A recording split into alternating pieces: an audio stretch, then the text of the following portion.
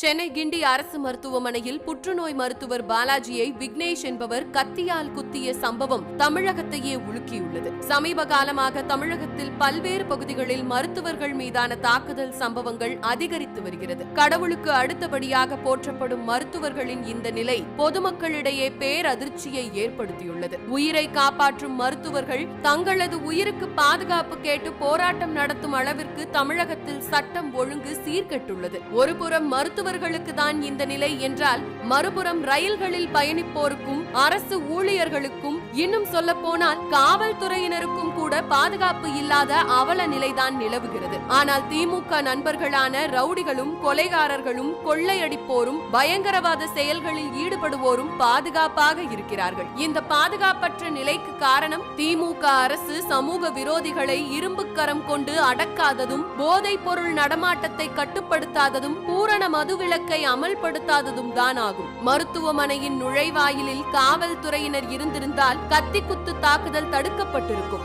ஆனால் இதை செய்ய திமுக அரசு தவறிவிட்டது. அரசு மருத்துவர் மீது நடத்தப்பட்ட தாக்குதலுக்கு முழு பொறுப்பு திமுக அரசுதான். தமிழகத்தில் சிறப்பான ஆட்சி நடைபெற்றுக் கொண்டிருக்கிறது என தம்பட்டம் அடித்தால் மட்டும் போதாது, அதை கொஞ்சமாவது செயலிலும் காட்ட வேண்டும். விடியல் ஆட்சி என்று மக்களை ஏமாற்றி வெறும் விளம்பரம் மட்டுமே செய்கிறது இந்த விடியாத திமுக.